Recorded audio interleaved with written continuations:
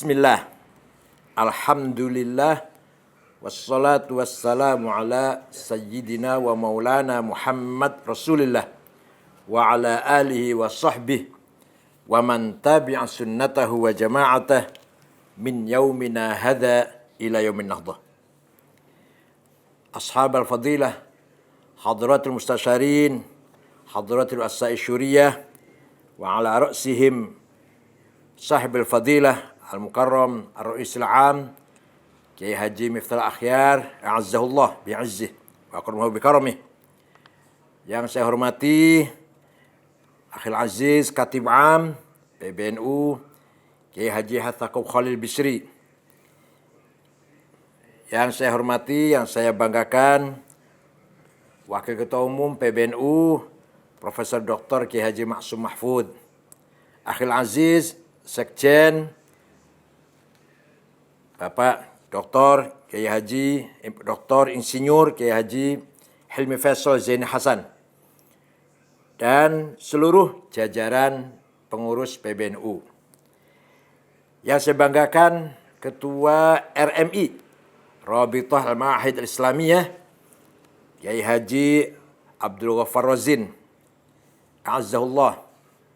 Ketua Lembaga Dakwah NU Kiai Haji Agus Salim dan seluruh jajaran pengurus RMI dan LDNU dan semua peserta hadirin yang mengikuti acara pada malam ini melalui virtual yang saya banggakan. Alhamdulillah, pada hari ini tanggal 22 Oktober 2020 kita memperingati Hari Santri. Hari yang memiliki makna sejarah penting. Sebuah pengakuan terhadap perjuangan kaum santri yang panjang. Yang bahkan telah dimulai berabad-abad sebelum kata Indonesia populer di kalangan kaum pergerakan tahun 1920-an. Memperingati Hari Santri berarti mencoba meneladani uswah hasanah, qudwah thayyibah dari para ulama pejuang kemerdekaan. Para santri yang berjibaku meregang nyawa demi mempertahankan kemerdekaan bangsa. Peringatan ini kita laksanakan agar kita mampu menerjemahkan, menerapkan, dan mengaplikasikan ruhul jihad tersebut dalam menjawab tantangan saat ini dan masa depan. Karena itulah melalui peringatan ini dengan spirit Rasul Jihad, kita para santri memiliki tanggung jawab moral untuk menjawab tantangan zaman. Penetapan Hari Santri terkait erat dengan seruan Rasul Jihad yang dicetuskan oleh Hadratus Syekh Kiai Haji Hasyim Asy'ari Ra'isul Akbar Nahdlatul Ulama. Pada tanggal 21 Oktober 1945, PBNU mengundang konsul-konsul NU seluruh Jawa Madura untuk rapat di kantor PB ANO Ansor Nahdlatul Ulama di Surabaya. Dalam rapat PBNU tersebut yang dipimpin oleh Ketua Besar Kiai Haji Abdul Hasbullah, dan setelah mendengarkan pemaparan secara ilmiah dari Mbah Hasyim Asy'ari, maka PBNU menetapkan keputusan penting yang diberi nama Resolusi Jihad Fisabilillah. Keputusan bersejarah ini diumumkan tepat pada tanggal 22 Oktober. Rapat ini merupakan respon yang cepat dan tepat para ulama atas adanya upaya kembalinya Nika Belanda ke tanah air dengan membonceng tentara sekutu untuk menguasai kembali negeri kita ini.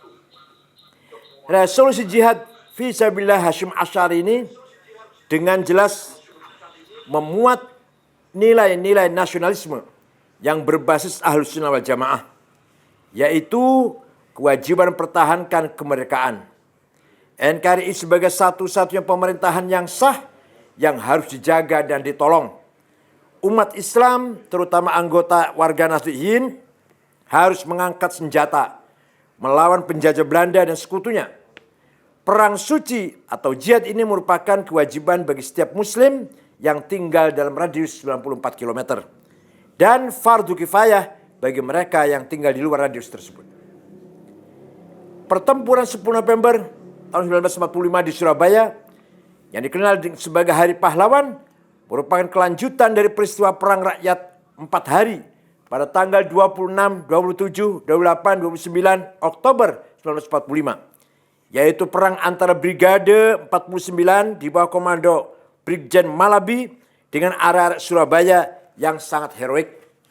Yang menewaskan 2.000-an atau lebih kurang 2.000 lebih pasukan sekutu. Termasuk Brigjen Malabi yang terbunuh pada tanggal 30 Oktober 1945. Para sejarawan menyimpulkan bahwa perang rakyat 4 hari tersebut terjadi akibat adanya seruan resolusi jihad Hasyim Asy'ari yang dikumandangkan pada tanggal 22 Oktober 1945. Inilah sejarah penting yang melatari lahirnya Hari Santri. Sejarah yang memungkinkan bangsa Indonesia tidak jatuh kembali ke tangan penjajah setelah sebulan sebelumnya kemerdekaan diproklamirkan. Tidak salah jika ada yang berpendapat tidak ada Hari Pahlawan tanpa resolusi jihad alias Hari Santri. Resolusi jihad menunjukkan peran besar santri dalam menegakkan kemerdekaan negara ini. Resolusi jihad menunjukkan antara Islam dan nasionalisme bukanlah hal yang kontradiktif, bahkan tidak bisa dipisahkan. Resolusi jihad merupakan ekspresi patriotisme dan nasionalisme santri yang berbasis ajaran Ahlus Sunnah wal Jamaah. Peran santri dalam perkuat jiwa nasionalisme bangsa tanggal 20 Oktober 1945 merupakan salah satu momentum sejarah penting. Berbagai peristiwa sejarah lain menunjukkan patriotisme dan nasionalisme masyarakat santri. Sebagaimana kita pahami, Nusantara yang kosmopolit, yang besar secara perlahan dihancurkan oleh imperialisme. Dimulai tahun 1511 ketika Portugis menancapkan kuku imperialistiknya ke Malaka. Penjajahan Belanda berabad-abad hingga tahun 1942 dan penjajahan Jepang hingga tahun 1945. Tanam paksa, perbudakan, eksploitasi SDA, penghancuran struktur politik dan ekonomi, perampokan warisan luhur bangsa merupakan wujud imperialisme saat itu. Sejarah mencatat praktik imperialisme Portugis, Spanyol, Inggris, Belanda, dan Jepang mendapatkan perlawanan heroik dari rakyat yang dipimpin oleh para guru tarekat dan ulama-ulama pesantren. Catatan sejarah secara jelas menunjukkan bahwa hampir semua perjuangan bangsa selalu ditandai oleh keterlibatan penting kaum santri dan pesantren. Masyarakat santri, baik yang berbasis komunitas tarekat maupun pesantren, menjadi salah satu tulang punggung perlawanan terhadap penjajah. Hubbul watan minal iman. Nasionalisme bagian dari iman, doktrinnya hidup, dan menjadi kesadaran berbangsa dan bernegara di pesantren terbukti mampu menggerakkan kekuatan rakyat melawan penjajah. Para kiai, para ulama, rekan-rekan, dan saudara-saudara sekalian. Tantangan baru kebangsaan kita. Saat ini kita sedang berada di era penjajahan, tidak lagi berada di penjajahan fisik. Saat ini kita berada di zaman globalisasi. Tidak lagi berada di era penjajahan fisik, tapi berada di zaman globalisasi. Masyarakat politik menyebutnya sebagai era pasca hegemoni. Masyarakat ekonomi menyebutnya sebagai era neoliberalisme. Masyarakat pengetahuan menyebutnya sebagai era post-truth. Masyarakat teknologi menyebutnya sebagai era revolusi industri 4.0. Masyarakat sosiologi menyebutnya sebagai era generasi Z. Apapun namanya, kita dihadapkan oleh berbagai tantangan baru, sekaligus peluang baru. Saat ini wajah kebangsaan kita dihadapkan oleh dua tantangan pokok. Pertama, pandemi COVID-19 yang sampai sekarang belum melandai, juga belum ditemukan vaksin yang teruji secara klinis. Kedua, Undang-Undang Ciptaker yang mendapatkan sorotan kritis dari berbagai elemen bangsa. Dua tantangan inilah yang harus dijawab masyarakat santri yang mewarisi spirit perjuangan para ulama pejuang di masa lalu. Pandemi COVID-19. Pandemi COVID-19 bukan hanya berdampak pada kesehatan. Di samping ini adalah problem kesehatan, juga problem ekonomi, pendidikan, keagamaan, kebudayaan, dan lain-lain. Kehidupan masyarakat. Dari sisi kesehatan, COVID-19 menjadi penyebab kematian lebih dari 350.000 nyawa di dunia ini. Ratusan tenaga medis, agamawan, akademisi. Dari sisi ekonomi, COVID-19 menyebabkan guncangan yang mendisrupsi ekonomi kita. Dari sisi pendidikan, COVID-19 telah mengubah langkah dunia pendidikan, termasuk pesantren. Dari sisi keagamaan, COVID-19 telah juga mempengaruhi berbagai kaifiyah ubudiyah, mulai dari sholat berjamaah, umroh, haji, hingga perawatan jenazah. Dari sisi kebudayaan, COVID-19 telah mengguncang praktek kebudayaan yang berbasis komunalisme masyarakat. Tahlilan, maulid nabi, silaturahim, dan sebagainya. Penanganan COVID-19 ini jelas membutuhkan keterlibatan multi pihak. Pemerintah, masyarakat ekonomi, masyarakat sipil seperti Nahdlatul Ulama Muhammadiyah dan lain-lain dituntut untuk bekerja sama. Pemerintah sebagai pemegang kekuasaan dituntut untuk mengambil arah kebijakan yang komprehensif dan konsisten. Kebijakan yang tidak konsisten, tidak komprehensif, tidak berbasis riset hanya akan menambah masalah ketimbang menyelesaikan masalah. Santri yang memiliki modal keagamaan, sosial, dan budaya dituntut kontribusinya dalam penanganan COVID-19 ini. Melalui paling tidak menjaga komunitas santri dan pesantren agar tidak menjadi klaster. Anjuran untuk bertaubat, membaca sholawat, menghentikan permusuhan dan pertikaian, berdoa merupakan khazanah pesantren yang masih relevan untuk menjawab pandemik, yaitu upaya-upaya spiritual. Selain itu juga dikombinasikan dengan ikhtiar lahir seperti menjaga jarak, social distancing, memakai masker, meningkatkan imunitas, dan selalu menjaga kebersihan dan lain-lainnya. Ini semuanya ajaran prinsip agama Islam. Mengapa kita harus wudhu ketika akan sholat agar kita bersih? Mengapa ada mandi besar, mandi jinabat supaya kita bersih? Sunnah mandi ketika pagi hari Jumat mau sholat Jumat. Sunnah mandi ketika mau ihram, potong kuku, dan kebersihan-kebersihan lain. Meninggalkan kerumunan, karena kerumunan itu hanya menghasilkan gunjing, hate speech, ngerasani, menceritakan kejadian orang lain, adu domba, fitnah yang tidak manfaat sama sekali, tidak produktif sama sekali. Itu antara lain mengapa hikmahnya kita, Allah menguji kita diberi wabah COVID-19 ini. Di samping hikmah-hikmah yang lain. Undang-Undang Cipta Kerja. Sebagaimana diketahui, Undang-Undang Cipta Kerja ini menjadi polemik publik sejak dari proses penyusunan sampai disahkan menjadi undang-undang. Publik mempertanyakan urgensi dan efektivitasnya undang-undang ini terhadap upaya penyelesaian masalah kebangsaan. Tujuan Undang-Undang Cipta Kerja untuk penyederhanaan regulasi, memangkas regulasi, menata ulang perizinan agar mampu menyediakan tenaga kerja, memanfaatkan bonus demografi, efisiensi birokrasi, meningkatkan investasi, menyederhanakan dan sinkronisasi birokrasi, pemberdayaan UMKM, merupakan formulasi arah kebijakan yang patut diapresiasi. Ini baik, tujuannya itu baik. Akan tapi Undang-Undang Cipta Kerja ini juga menyimpan sejumlah problematik seperti komersialisasi, privatisasi, liberalisasi pendidikan, liberalisasi pasar kerja, reduksi hak-hak dasar pekerja, liberalisasi masif sektor pertanian hingga migas dan mineral, dan lain-lain masih banyak lagi. Problematik ini semestinya diselesaikan secara terbuka, melibatkan partisipasi masyarakat, dan berpijak pada nilai kemaslahatan publik. Nah, selama ini tidak dikerjakan, tidak dilaksanakan seperti itu. Sehingga tidak ada dialog, tidak ada aspirasi, menampung aspirasi dari masyarakat, terutama contoh NU dan Muhammadiyah misalkan, sama sekali tidak terjadi. Karena berbagai problematik di atas, maka menjadi penting untuk mencari jalan keluar yang berbasis pada kemaslahatan publik.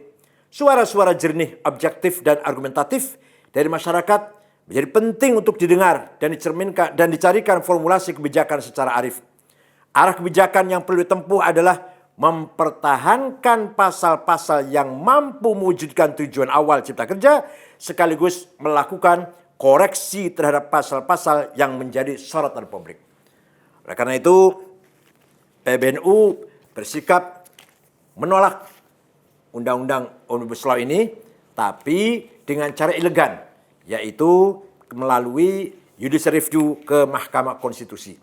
Kami tidak mentolerir turun ke jalan, demonstrasi, karena madharatnya lebih besar daripada manfaatnya.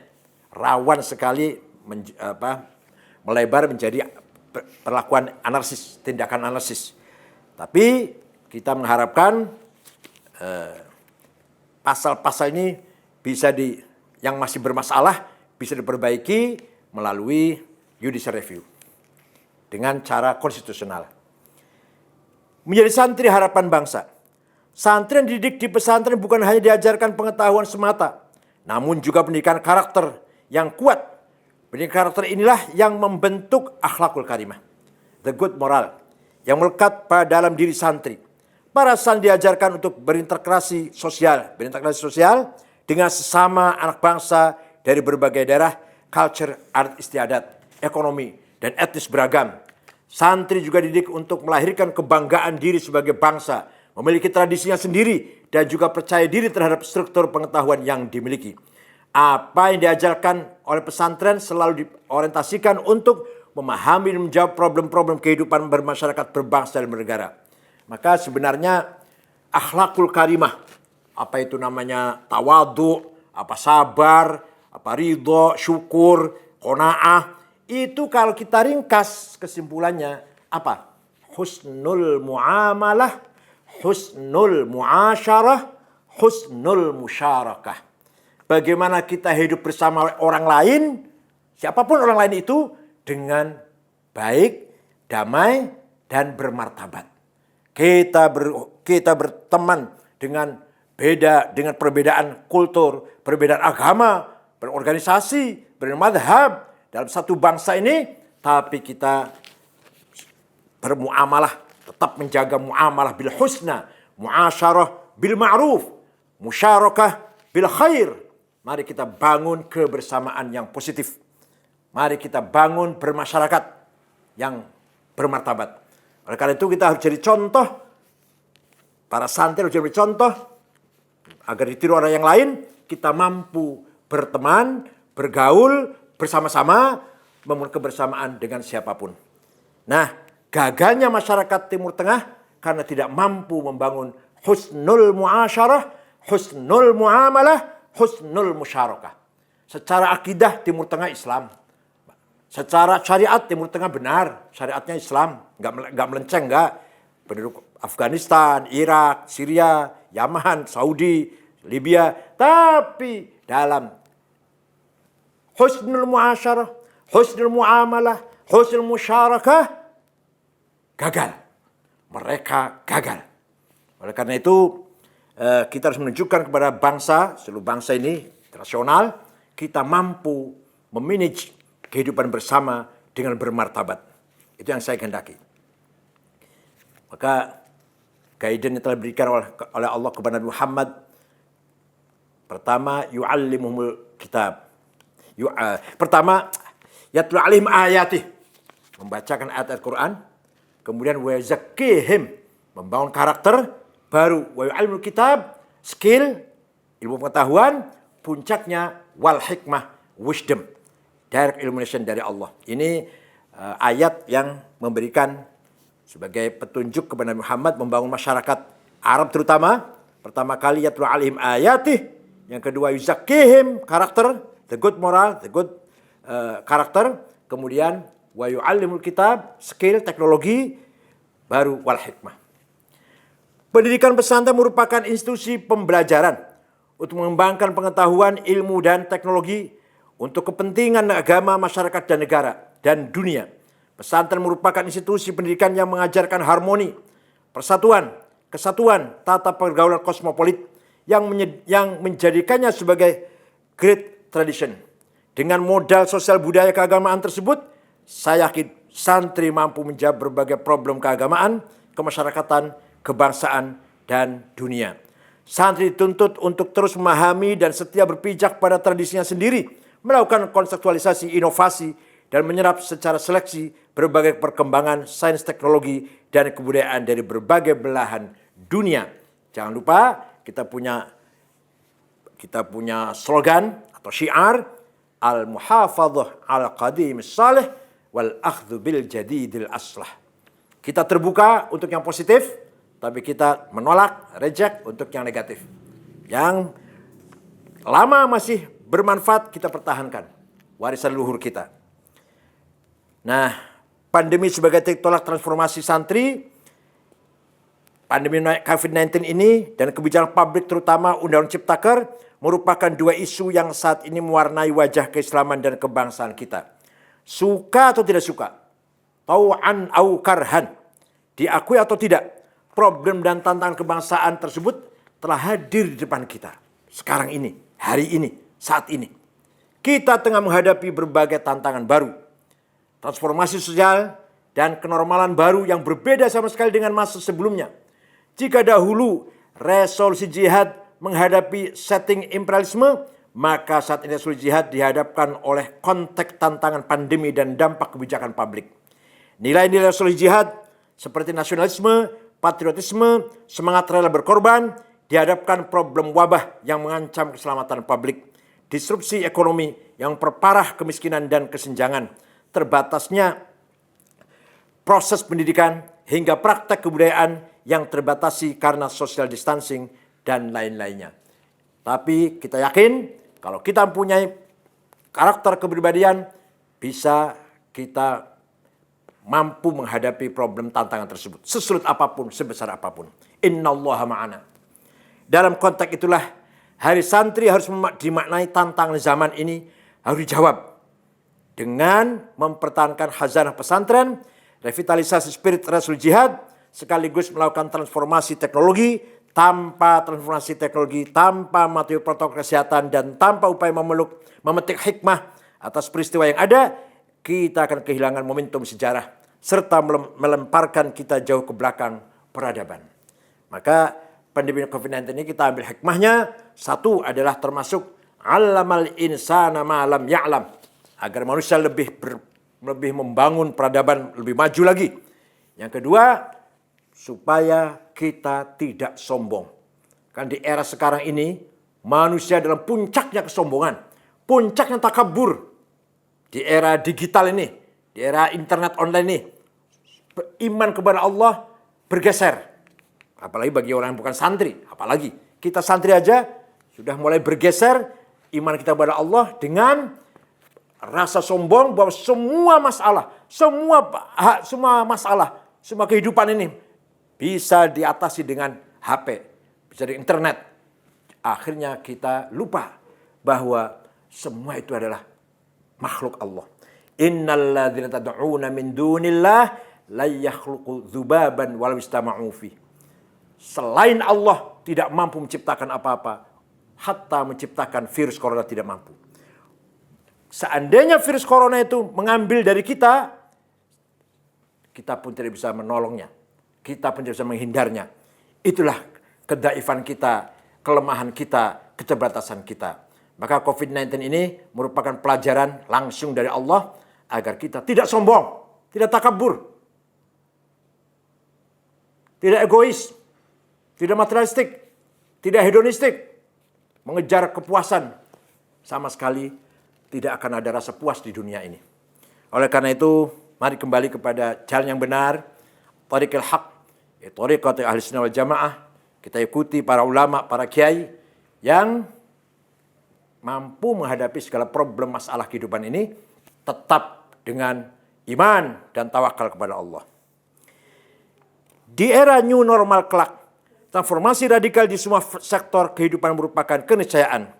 Hal ini membutuhkan kontekstualisasi dan inovasi resolusi jihad agar Hari Santri ini bermakna dalam sejarah. Kalau tidak demikian, maka Hari Santri hanya sebagai seremonial, acara seremonial yang tidak bermanfaat atau tidak kurang bermanfaat. Mari kita jadikan Hari Santri ini sebagai momentum paling tepat kita membangun peradaban lebih maju lagi, lebih percaya diri, lebih semangat lagi. Bukan hanya menerima apa yang telah kita capai, tapi ke depan masih sangat jauh perjalanan kita menuju cita-cita yang kita mimpikan dengan ridho Allah. Memang kita tidak punya kemampuan teknologi. Kita kalah dalam senjata, kita kalah dalam masalah finance atau ekonomi. Tapi kita harus yakin kita punya Allah, kita punya iman, dan kita punya ukhuwah yang luar biasa. Maka modal ukhuwah inilah modal husnul muamalah, husnul musyarakah, husnul muasyarah inilah modal utama untuk kita membangun bangsa yang besar, bangsa yang kuat, bangsa yang damai. Wa innamal umamul akhlaqu ma baqiyat fa inhumu dhahabat akhlaquhum dhahabu. Martabat umat tergantung budayanya.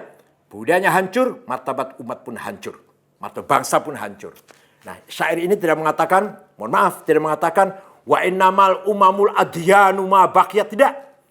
Martabat bangsa itu tergantung agamanya, tidak. Budayanya. Wa innamal umamul akhlaqu, bukan al-adyanu, akhlak, budaya, moral, kepribadian. Selama kepribadian kita, akhlak kita, moral kita, budaya kita baik, martabat umat Islam, martabat bangsa Indonesia akan dihormati oleh seluruh dunia, masyarakat dunia internasional. Kalau martabat kita, budaya kita hancur, hancurlah harga diri kita semuanya. Terima kasih. Alfil mabruk. Selamat memperingati Hari Santri. Semoga berkah, manfaat, sukses, panjang umur, sehat walafiat untuk semuanya. Syukran wa dumtum fil khairi barakati wan najah. Wa la yahud bi aydikum lima fis salah wal khair wa yahfadkum min ahati wal afat wal mihan wal fitan wat ta'un wal amrad wal asqam wal ham wal gham wa huwal fikrakum at-tariq. Wassalamu alaikum warahmatullahi wabarakatuh.